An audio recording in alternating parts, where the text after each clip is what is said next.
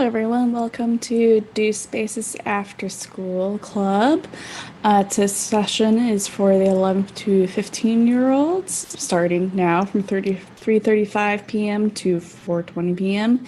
If you can hear me, actually, I know I'm going to say this. If you can hear me, please respond in chat that you're able to hear me. And also, my name is Ruth. I'm a Learn Specialist at Do Space. And today we're going to continue on learning how to use FlowLab. Roman says, I can hear you. Thank you. Just making sure my mic is working well. And it seems to be working well. But I was saying, we're continuing a little bit from FlowLab. If you weren't with us last week, it might be a little lost in getting started here.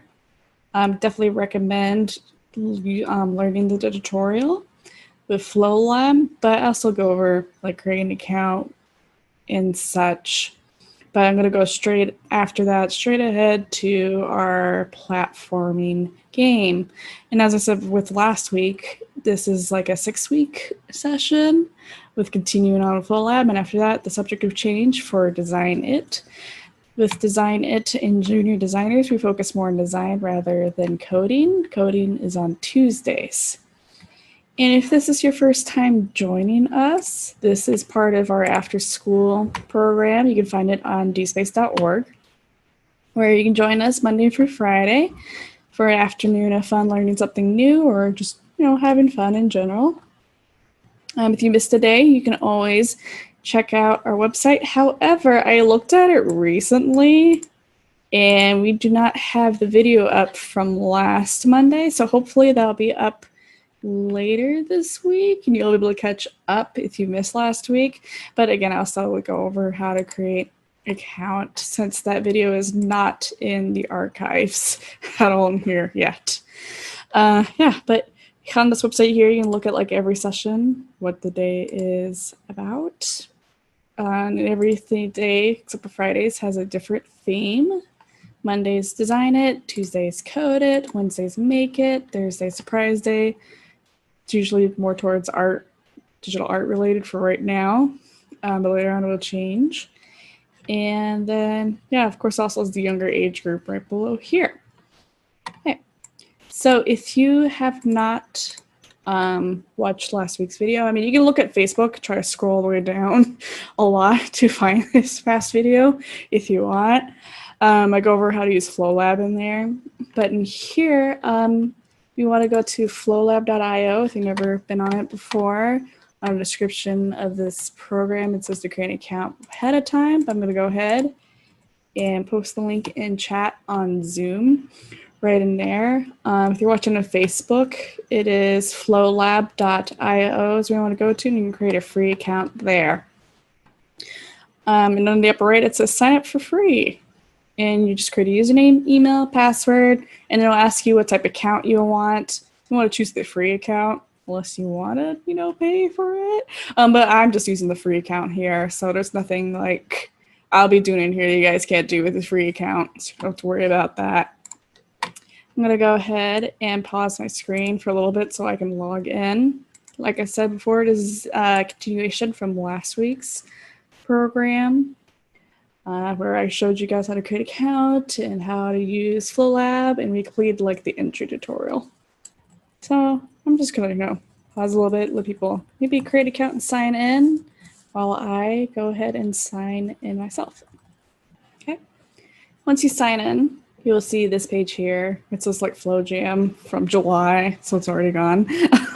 And when you scroll down, you have a thing called your games. I talked about last week how you're not limited to 3 games forever. It's just you can only have 3 saved projects at a time. And I'm going to show you guys what we'll be making. So this is like a 3-part series because there's not going to be a lot of time to do all of it in 45 minutes. But here it is. I don't know if you guys can hear it, but there's music playing. I think I don't have to share computer audio on, so you don't have to worry about that. You'll be able to jump around, collect items. You can see on the upper right here, the numbers going up. We're going to be putting names next to these so you know what it is. This is stars, and this is the number of hits I can take. You can take damage. Ow, ow. So it went down to 1. And I can jump around. Let me get up to the end for you guys. Just kind of moving around. Jump. Collecting some more items here. Oh, and I died. And the game restarts as I die. So that is our goal. So today we're going to focus more on level design and making it playable, and where it gets harder as you progress through the level, and then how to create different game objects. So if you guys have any questions, let me know in chat on Zoom, and I can answer them as I see them. And if I'm going way too fast, let me know, and I can slow down here. Okay. So before we get started, I should show you what it looks like in FlowLab. So here's FlowLab, where this is the window, camera window. And here's the whole level. And when I click on the character and click edit, go to behavior, this is all the coding, well, social coding, logic behaviors in here. Right now you're likely like, wow, that's a lot. I'm gonna go at like just one thing at a time in here. Okay, so now let's officially get started here. So in flowlab.io, when you get right in here, you want to be logged in. I am on my games right here. And when I scroll down, you might have none here. If you have if you have 3, can't have more unless you don't have a free account. But if you have 3, you'll have to delete one. I'm just going to delete my first game over here because I don't need any more. Definitely keeping Jumpy Game. And then I'm going to go to New Game right here on the right side. And then I'm going to click New Game plus New Game, basically saying create new game. And it takes you through this, where it's like floating a little bit. You can play in browser. And it says, please select a game project to start with. We're not going to start with FlowLab tutorial. We're going to do empty project. We did FlowLab tutorial last week. So empty project right here, and click OK. And here we go. We have an empty project. I can scroll around the room by holding left click down, move it around. If you're on the tablet, functionality will be a little bit limited, but if you've got a mouse or trackpad, you can hold left click down and drag about to move the room.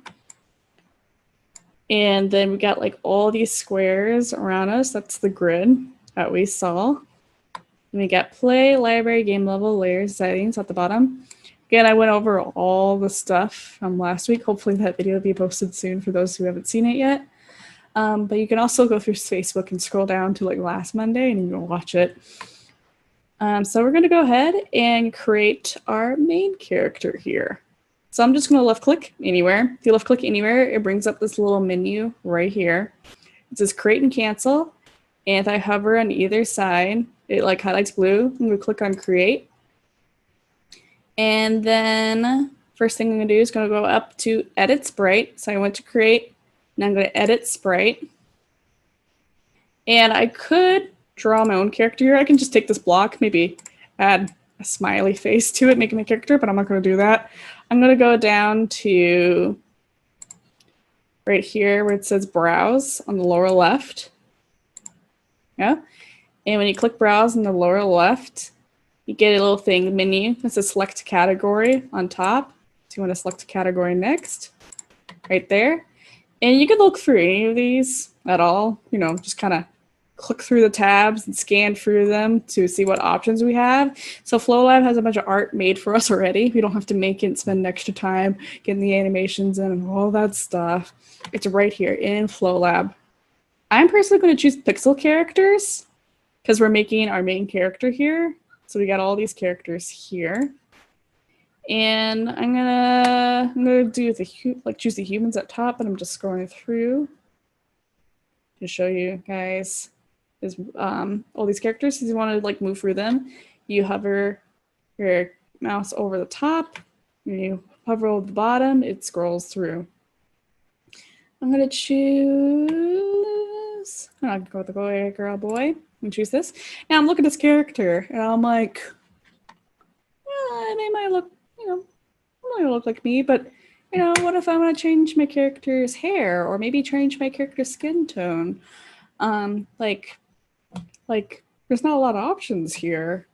Do you maybe want to make ourselves? And you guys might be looking here like, wow, my skin tone option's not here. What am I supposed to do? Well, you can edit things in here. So right here, I have a pencil on the left side. And I'm going to change the hair color here. And there is multiple shades going on. You can see like there's a lighter brown here, darker brown, this dark outline here. So it can get a little tricky, but I'm just going to keep it super simple. So on the left side here, there's a pencil icon, and then below that, there's this thing that says like 639VFF. That's where you can change your color. So I'm going to go ahead and left click there, and I'm going to change my color. I'm going to be focusing on changing my character's hair. So I'm going to take a little moment just changing my character's hair in here. Change the skin tone, maybe your shirt and stuff. I'm just modifying this to show you guys you can modify sprites in here. Like if you don't want to make art, but you want to use what they have, but you're like, hey, this character doesn't look like me. I want to make this character look like me. You can modify it. So I'm going to, oh yeah, I was going to change my character's hair pink. So I'm going to first look for a dark outline. So to use this menu, you click on it, and you click on different spots in here to change the color in the middle. And then you click through the middle to change color. And then on this upper right here, within this menu, you see the previous color and the color you're changing to. So again, I'm going to go like, there's some more pink colors. I'm going to go down here to get like a kind of neutral color. Click OK. Got pencil. And I can like left click and drag through to change that color, or I can grab the paint bucket. So you look at the left, there's like a paint bucket tool. And then I click on here and change the colors that are all similar to each other. Like if I click right here, it only changes the colors similar to each other right here. And if I do something like this, I'm like, oh crap, I don't want that to happen there. There's the undo and redo right here in the menu. You can't do something like Control Z or Command Z. The ones right here. I think they did that for people who are using tablets, so they can touch the undo right there. Here we go. Now that's undone. Now I'm just using the pencil because I know some of this is not all the same color.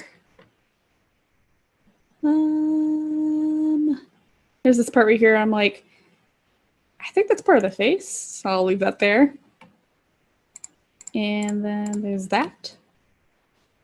I think that's about right. I'm going to, if I'm going way too fast, you can type in chat and be like, hey, you're going too fast. And I can slow down or repeat something for you guys. Yeah. So now I'm just going to change color. Click OK. Go. Now here I would have done paint bucket. Oh, undo. Yeah, I'm going to switch to paint bucket. Yeah, done. And then I'm going to make highlight pink. Oops, undo. There we go. And there isn't really a way to zoom out much in here, except for like click on right here is where the zoom in, zoom out. So I'm like looking like this character is too up close, but I click on this right here. Oh, let me undo. I accidentally added a pixel there. I click on that. I have to click on it multiple times to like see it. And like this little grid slide right here, like turns the grid off or on. I want to align things through the grid. So did that, and there we go. I can see my character a little bit better, and they got pink hair now. Yeah. I think that's the, oh, yep, undo.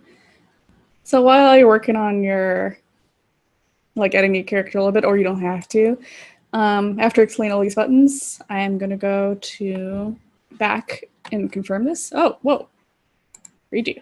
Change the highlight there. Okay, so the first one's pencil, next one's eraser, move within the grid, right there. move your character within the grid. The reason why I'm explaining that specifically is because there's two moves. The hand move moves the whole, like the grid's still right here. Let me bring the grid up. Grid's still right here. And if I move it around with the hand tool, the grid follows. But if I grab this little tool with the arrows, it moves the character within the grid. Like if I have my character off to the side like this and I save it, it's not going to show the whole thing. There we go. And then there's the eyedropper tool if you want to get a specific color in here. Paint bucket, the fill areas, undo, redo, delete, animations, the little film slide thing. We'll get that in the next week's. Magnifying glass with a plus is zoom in. Magnifying the minus is zoom out. Copy is the two papers next to each other. Clipboard and copy is paste. This, I'm actually not sure what it does. Oh, it just fills everything. Oh, I think it's masking. Oh, it changes the grid. That's what it does. And so undo. I have done something that I can't undo.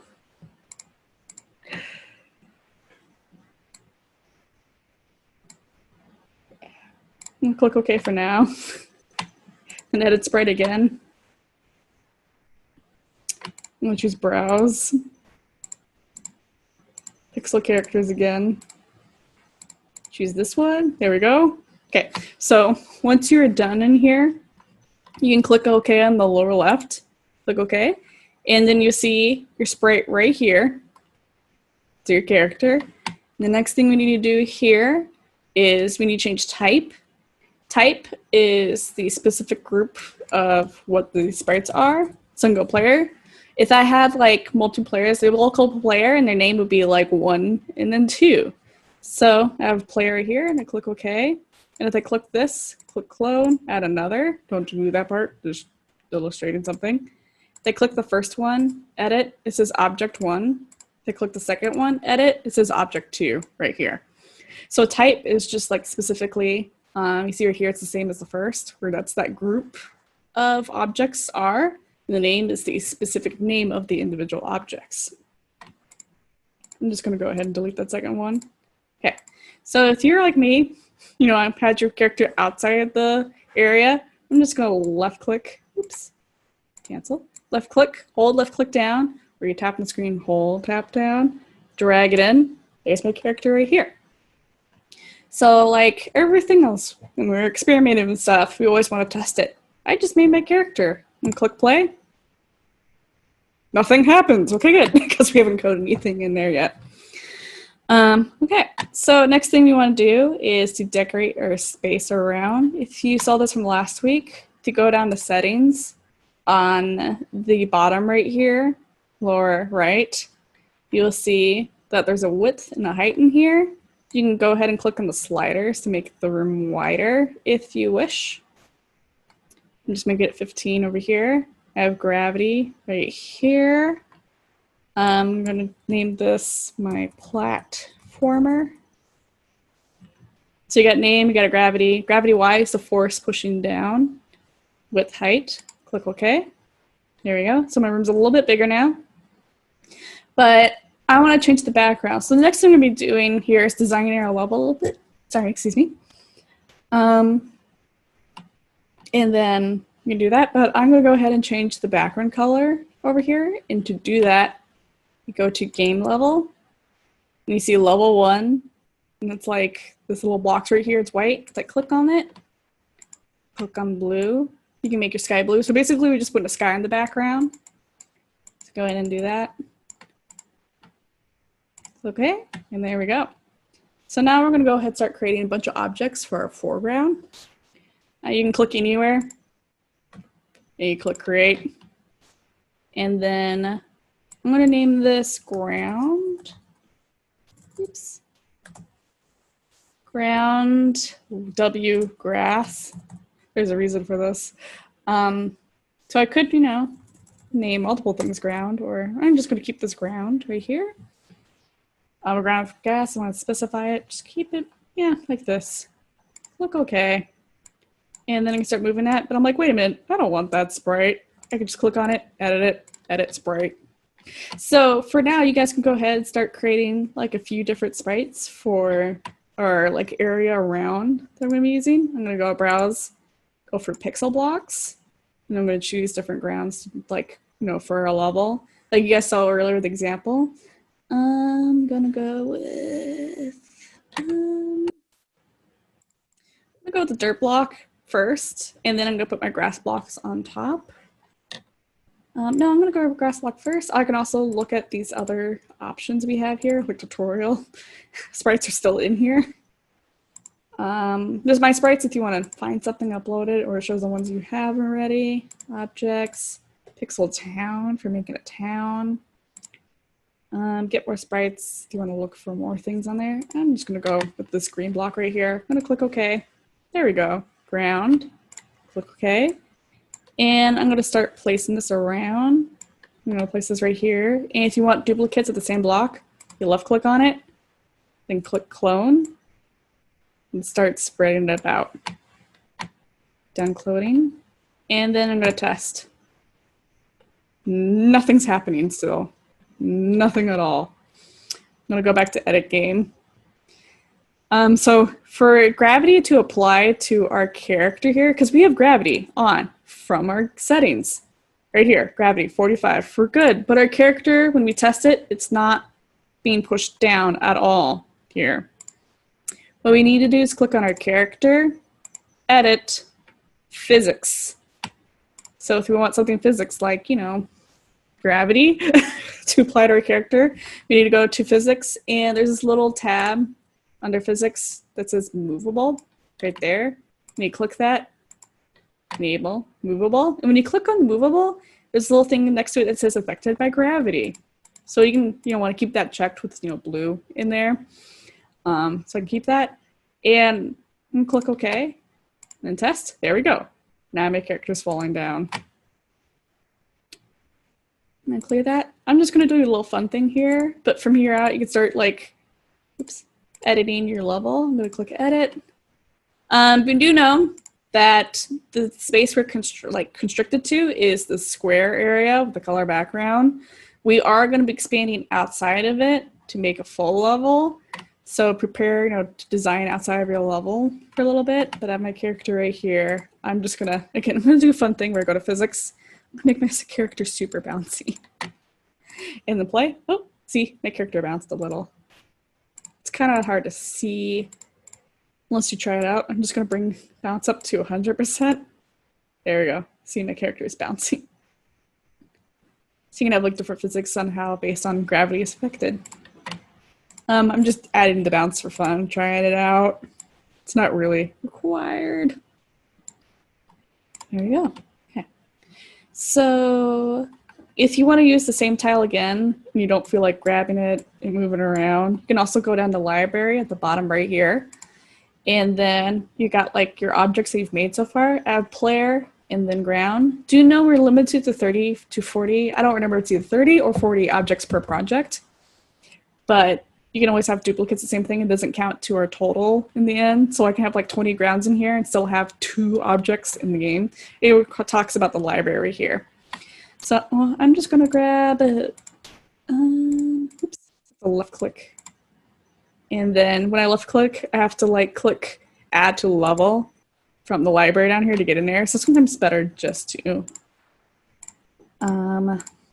clone from what you see in there, unless you have a huge level going on. Okay.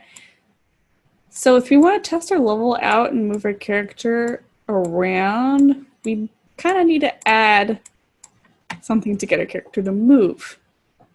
So I'm done cloning. We're going to be removing this behavior later because I'm going to show you guys the like logic way how to create the behavior. But if you want to test your level out with your character moving around, make sure everything's good and ready to go, I'm going to click on my character, edit. I'm going to go to behaviors.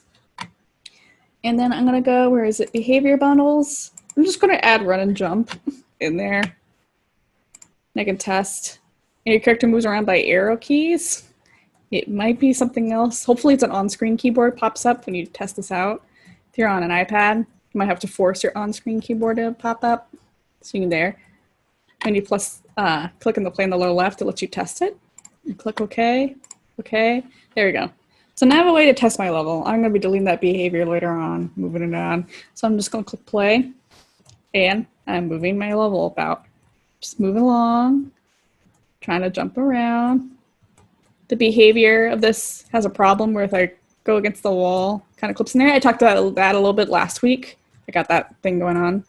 So I'm just kind of jumping through it, and oh, there's a problem. There's a problem here. I'm going to go over that again, Roman. Roman asks, how did you add run and jump? I'm going to do that again. But my problem here is the camera doesn't follow my character as I jumped here. So the rest of the time we're going to do is create our level and then have our camera follow our character through the level. So now I'm going to go edit game. So Roman, how I add a run and jump is I click on my character, my player right here, and I click edit. And then under edit, I click behavior. And then under behavior, I clicked on, where is it? Behavior bundles. I'm circling it on the lower left. And then I click on that. And then I click on, not that one, run and jump right there. Just to have it, and it uses arrow keys to move your character around. Just to have it in there quickly. I'm going to be showing you guys how to make that behavior yourself. I think next week? Yes, next week. There we go. Yeah. So how do we make this level bigger and make our camera follow our character? I'll go for settings, and I add width and height. And click over there. I have a bigger level here. And I click play. My whole screen turns bigger like that, but I don't want that for my game. I want it like, old Mario games where I have a small window, but my screen moves over, like the ground moves around as my character goes forward. And this here is not really replicating what I want. Well, there's my character falling down. They're gone. That's not what I want. If you did copy me there and change your settings to width and height, you can go back down here and change it back. Yeah, something like I don't want it all. So picture, we have a little thing called cameras in game development. Jack asks, is there a way to make the sprite smaller?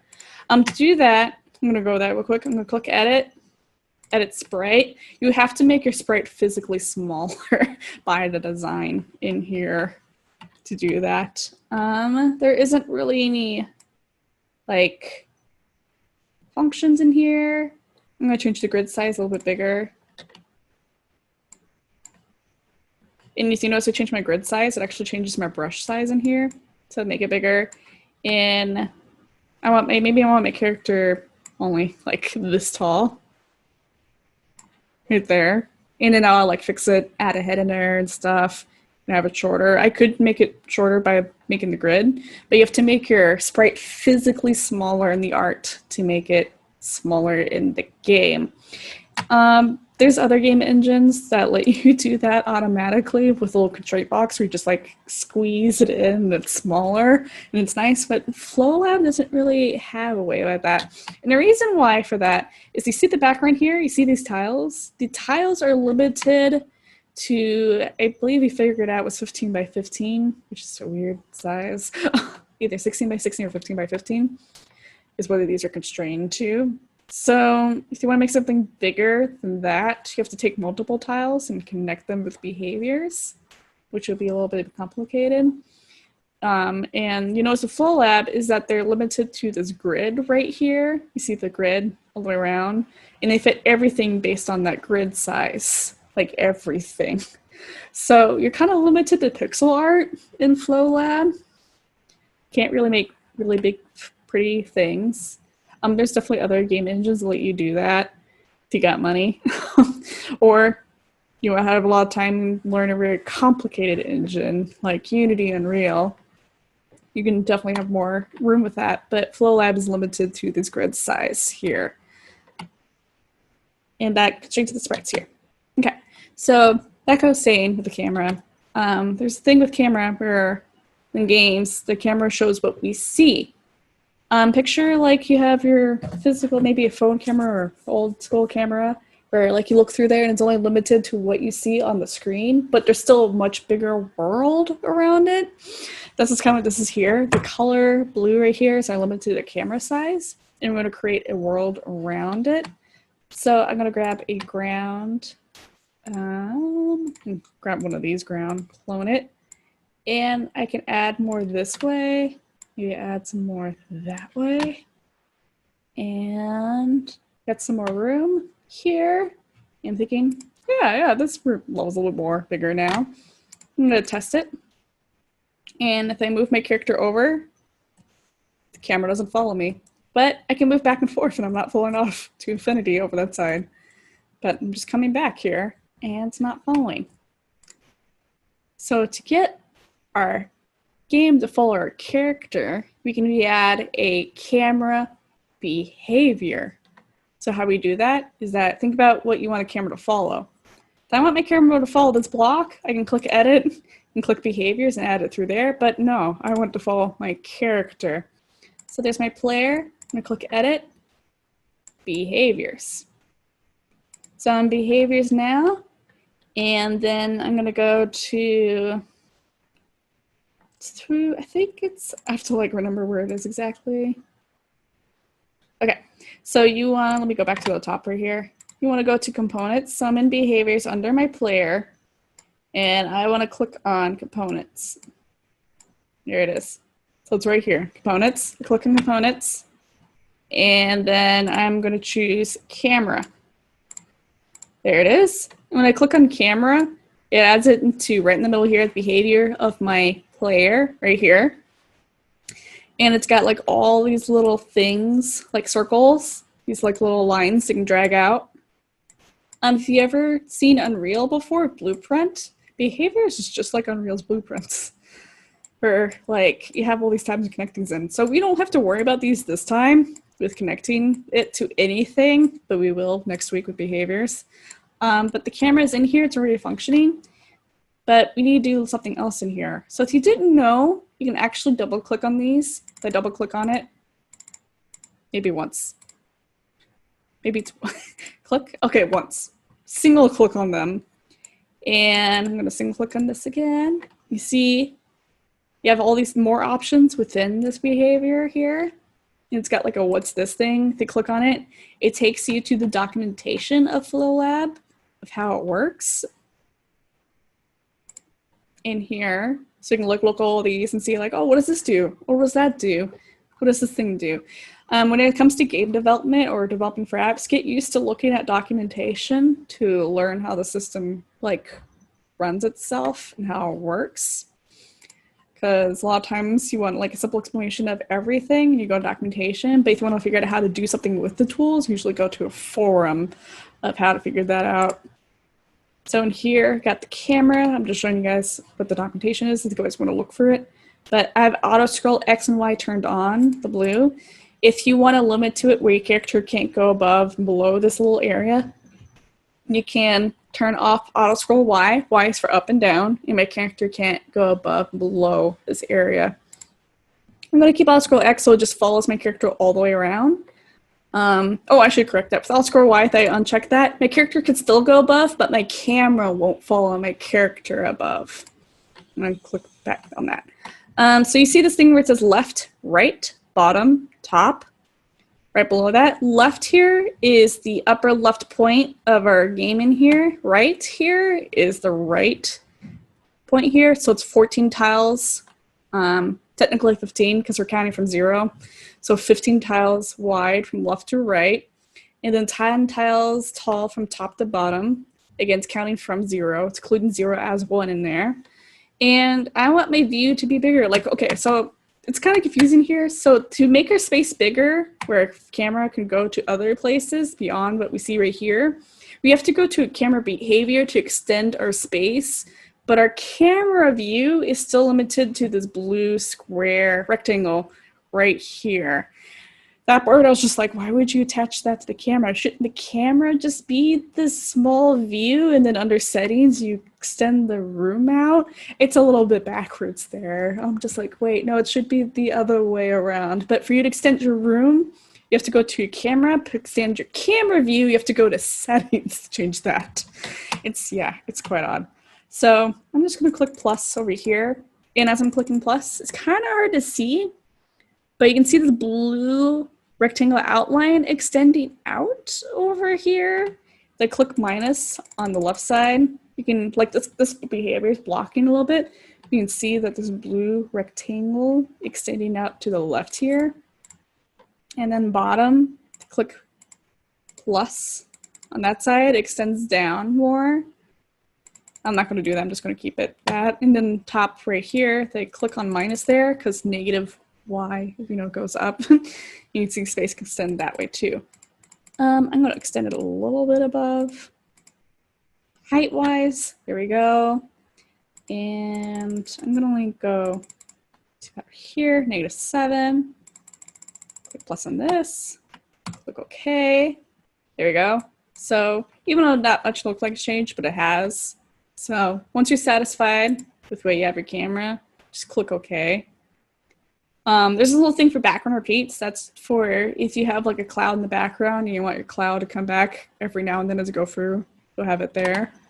Just gonna click OK here, and click on the test button in the lower left.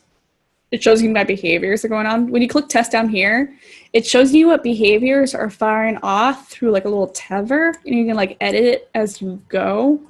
So this won't, this little test thing won't make sense to you till next week when you see it. But see, here, my camera is following me. Ooh. So now my character's going. I'm just going to click OK. Okay. And then play. There we go. So now the area moves around with me. Let me jump around. Ooh. Oh, camera didn't go back down. That's a little odd. I'm going to test that again.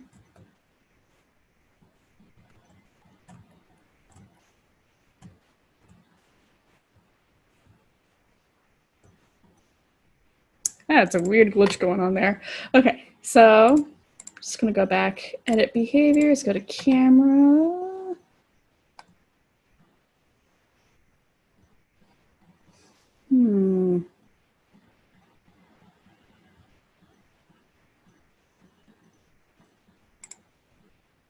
Oh. I'm gonna move, that's the bounce, yeah, okay. I'm gonna go to physics, bring my bounce back down. There we go. Click OK. Okay. So once you got your area, you can move around, you start thinking about level design here. So I'm just gonna go ahead and delete all these tiles here.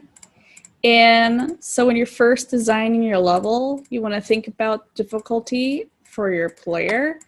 Picture this player as, like, think about it as a client or someone, maybe you could just be making something for yourself. Making something for yourself, you can make it look super hard at the beginning. But if it's for other people to try out, you want to picture that this person's playing this game for the first time. So you kind of want to teach them how to run and jump first. And when you do that, you want to give them space to move around without failing. So you think about designer here, you're like, okay, my game mechanics here are run and jump. And my difficulties here, or my obstacles, probably would be walls, maybe enemies, maybe I can take damage, maybe a gap that I can fall down to. If you want to know how to delete tiles, just a little side change here, is you have to click on it and click delete. It doesn't let you delete multiple things at the same time. But yeah, you want to think about how you gap. So I start here, maybe I want to have my first gap right here. Make it, kind of small, as a teaching moment, saying, hey, you can jump over this. For right now, we're not going to have it reset when you fall through a gap. So if you test this, I'm going to click play. I got my first gap right here to learn how to run and jump. And I fall down.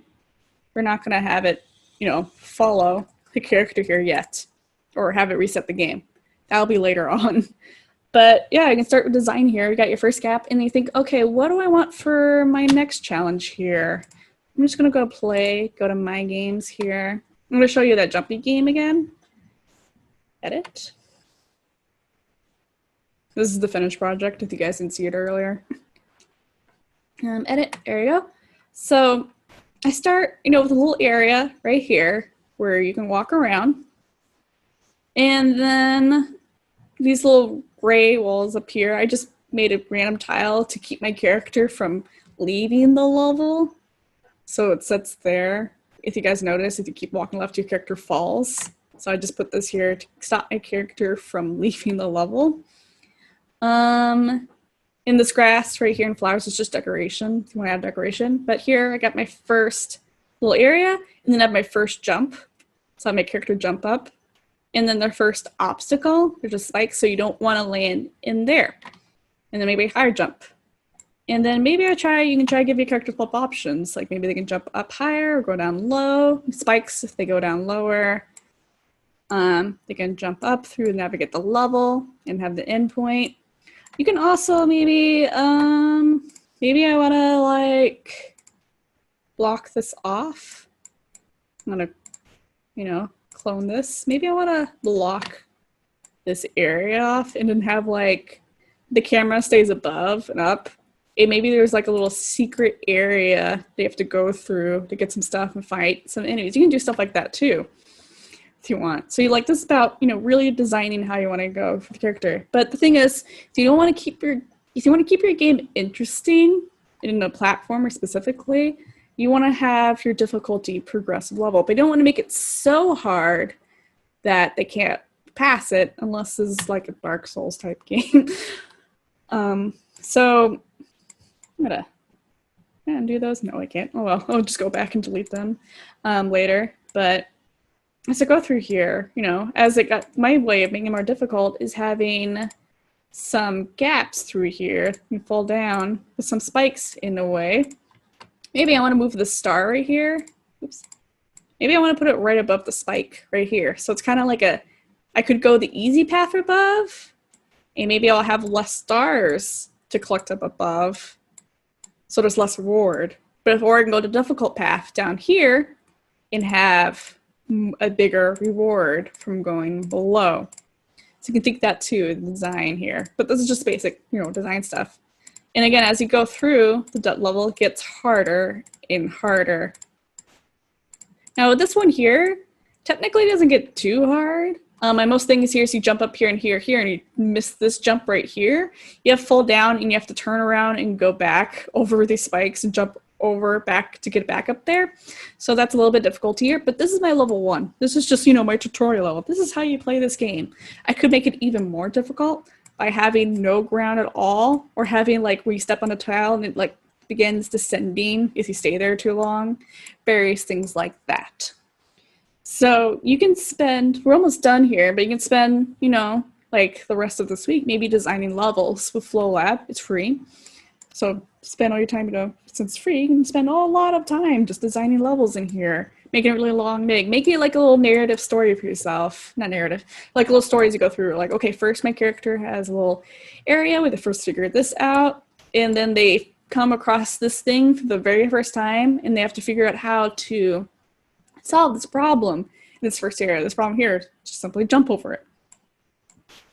And then as they go through, things get more difficult and difficult, and then there's an end to my level.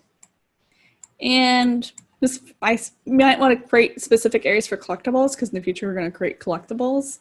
So maybe you can do some secret spots for collectibles. You can just like go all out on decorating your area, designing it.